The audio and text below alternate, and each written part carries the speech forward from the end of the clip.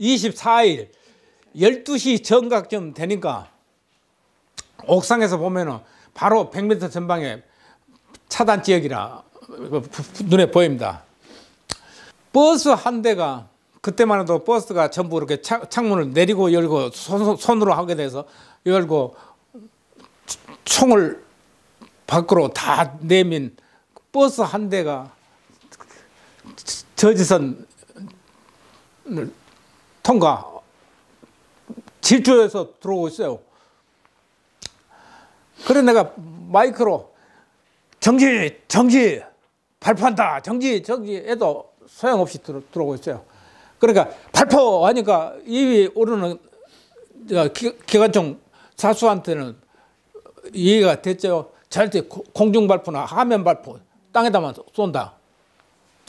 그러니까 30m도 안 된 데서 철탑 아래에서 그 땅에다가 계속 지어대니까 버스가 탁 옆으로 돌아서 쓰더라고요.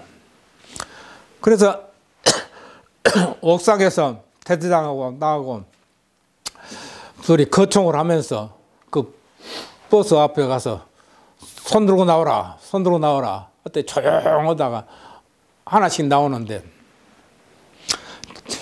장발머리 한 놈들이 17명이 손 들고 내려오더라고요. 그래서 세워놓고 또 들어올지 모르니까 버스를 취해야 될 거 아니에요. 그러니까 기관총 사수들하고서 한 5-6명이 버스를 밀어가지고 도로 차단 밑으로 이렇게 내놓고 그 버스 속을 확인하니까 뭐 이렇게 음료수고 뭐 이거 가득 쌓여 있고 내리고 총을 그 애들이 들고 있던 총하고 해서 한 40-50정 되죠. 칼빈하고 M1하고 그놈 다 수거하고 그리고 너희들 지켜라 하고는 17명을 데리고 거총을 하고 그랬으면 데리고 갑니다. 이제 이렇게 하고 있고. 현역병 병력이 부족하여 기마사 일행을 다시 저지선 매복 지점으로 보낸 김동문 기자는 영암 출신의 무장시위대 17명을 예비군대대로 인솔했다. 부대 내무반으로 인솔하고 보니 그중에는 교련복 차림의 고등학생이 보였는데 소녀는 겁에 잔뜩 질린 채 울고 있었다. 그래서 너 이리 와. 태대양실로 데리고 가서 너 왜 저 차에 탔냐? 그러니까 차마다 다 학생들 하나씩 타고 있어요. 그렇더라고. 이 지금 나주공고 전에 가보셨던 나주공고가 옛날에는 한독공고라 해갖고 공업학교입니다. 그러니까 전부 영암, 인근, 장흥, 강진 전부 외지에서 기술을 배우려고 그 학생들이 여기로 왔기 때문에 영암 시민군이라고 표찰이 붙었으니까 영암 사람들이 한독고등학교 학생입니다. 2학년 학생이라고 그러더라고. 2학년 학생이라고. 너 저 차에 왜 탔어? 했더니 학생 하나씩 다 타고 있어요. 그러니까 구진포, 영산포 역에 있는 그 버스들 속에 전부 학생들 하나씩 타고 있어요. 그러니까 학생 운동으로 만들려고 민주화 운동으로 하면서 학생들을 우리가 피해줬다 그러려고 여러분들 다 호기심에서 타락해서 아저씨들이 빵하고 우유 주고 타락해서 탔다 이것이요. 어?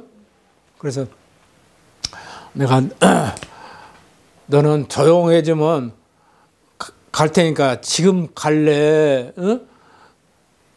조금 이따 갈래? 그렇게 저도 갈 길이 막아졌고 없으니까 나중에 보내주면 갈랍니다. 그래서 금이 하나만 태장실에다 혼자 앉혀놓고 네가 맘 놓고 가이. 이런 군인 아저씨들이 많이 있으니까 또 이놈이 가서 전할 줄 모르니까 300명 진학금 받았다는데 부대가 함께 체포해갖고 왔는데 이렇게 부대 장병들이 많으니까 너는 여기서 꼼짝 못 있다가 너 언제 알아서 가이. 그렇게 해서 보냈는데 그래서 유일하게 나주에서도 저 학교는 학생들 민주화 유공 성지가 되었고 있습니다. 무장 시위대가 탄 버스나 트럭에는 어린 학생들이 타고 있었다. 빵을 준다거나 아니면 선동에 속아서 차에 오른 학생들이 대부분이었으나 후에 이 아이들은 5.18 유공자가 되었고 소년 시민군이라는 호칭을 얻게 되었다. 영암 시위대 17명을 보호하고 있는 가운데 나주에서는 계엄군이 읍내에서 수백 명의 시위대를 학살했다는 유언비어가 돌면서 시민군 특공대를 조직, 일전을 불사하겠다는 협박 전화가 끊임없이 걸려왔다. 김동문 기자는 다시 마이크를 잡고 목이 터지도록 외쳤다. 읍내 주민들에게 알립니다. 폭도들의 유언비어에 속아서는 안 됩니다. 지금 계엄군은 체포한 17명의 무장 폭도들을 안전하게 보호하고 있습니다. 무장 시위대에게 알린다. 오후 3시까지 무기를 반납하지 않고 자진 귀향하지 않으면 3시 이후 저항하는 자에게는 생명을 보장하지 않겠다. 5분여의 방송 후 무기 회수와 사태 수습에 참여했던 주민 대표들이 부대 방문을 요청했고 17명의 안전을 확인하고 돌아갔다. 전남 각지에서 모여든 시위대의 대부분은 광주에서 유포된 유언비어로 움직이기 시작했다. 만약 나주에 시위대 학살 유언비어가 퍼져나갔다면 어떤 일이 벌어졌을지 상상하기 어렵다. 결국 영암 시위대들이 영암 무기고에서 탈취한 무기들은 광주로 전달되지 못하고 나주를 통해 광주로 가려던 시위대의 버스들은 해산하게 되었다. 계엄군이 단 한 명도 없었던 11개 전남 일대의 광주 진입로였던 나주를 김동문 기자와 16명의 예비군대대 군인들이 단 한 명의 사상자도 없이 지켜낸 것이다. 그러나 대한민국은 그 어떤 감사의 인사도 건네지 않았다. 오히려 생명의 위협을 느끼는 일까지 경험하게 되었다. 2011년 7월 9일 김동문 기자는 집단 린치를 당하게 되었다. 다음에 2011년 7월 9일 날 5.18 폭동 본거지는 광주에서 기자회견을 하자 해갖고 탈북자들하고 나를 받아갖고 7월 9일입니다. 그래서 5.18 자유공원에 반지하에 돌에다가 그놈들 이름 다 유공자라고 새겨놓은 거 가서 확인 다 하고 그러고 그 자유공원 앞에서 기자회견을 오자고 그러는데 아이 그 사거리 막 내가 먼저 도착해갖고 했는데 한 70여 명 그때 한 70여 명으로 주단됐지. 손에다가 화염병 전부 들고 전투경찰들 하도해서 진을 치고 있는 그 앞에서 나를 집단 폭행을 하게 된 것이요.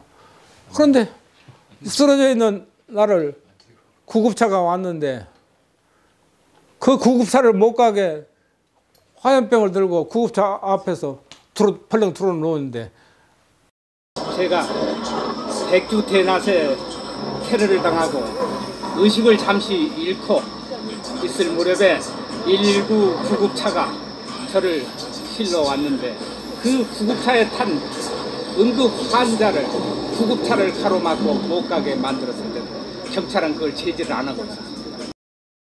그 후 김동문 기자는 살해 협박을 받기도 하여 경찰이 오랜 시간 경호를 해주기도 했으며 집 출입문에 쇠사슬을 감아 공격의 위험에 대비하기도 했다. 광주 언론인들이 대부분 5.18 유공자가 된 현실 속에서 진실을 외치고 있는 팔순의 김동문 기자는 자유대한민국을 힘 닿는 데까지 수호할 거라 말씀하셨다.